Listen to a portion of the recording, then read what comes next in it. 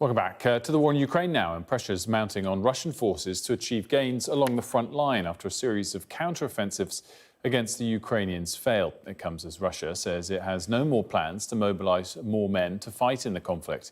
Now, questions are emerging around the future of the Wagner mercenary group following the death of its leader, Yevgeny Prigozhin, in August. Let's discuss all of this and more with Professor Michael Clark. Michael, great to see you as always.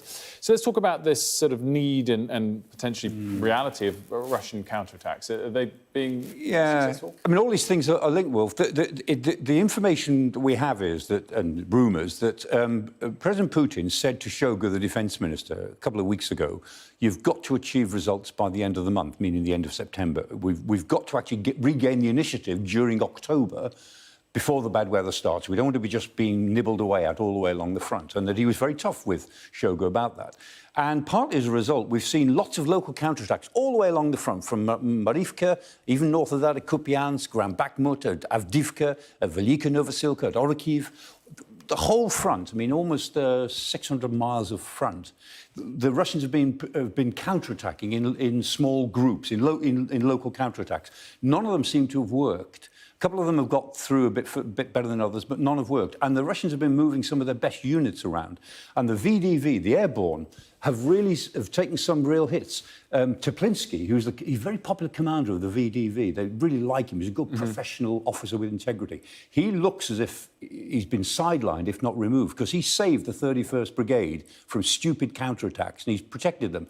They pushed the 76th and the 7th Brigade regiments down to the south, and they've suffered terribly down there by being thrown into these local counterattacks, which are not getting anywhere. So, I mean, the Russians have pushed everywhere. The Ukrainians aren't pushing themselves at the moment. They're just resisting these counterattacks.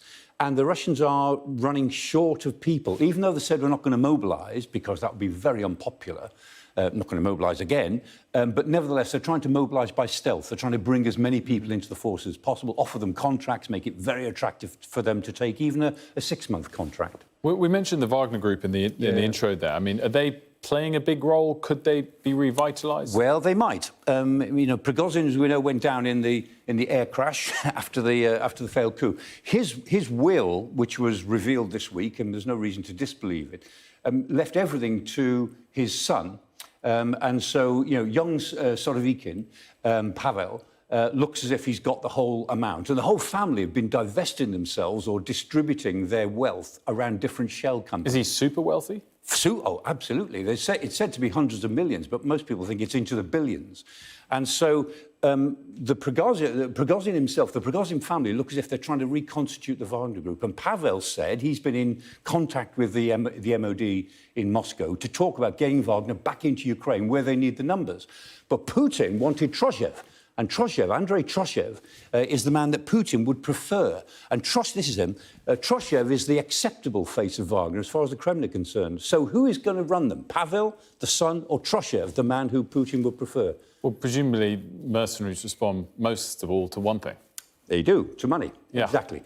And the Wagner's business empire is huge. And so we'll see who can harness that the best. But the Russians want Wagner back in the fight in Ukraine. Originally, they wanted them out of Ukraine because they'd become such a nuisance. They now need them back in Ukraine because they need the numbers. Professor Michael Clark, as always, thanks so much.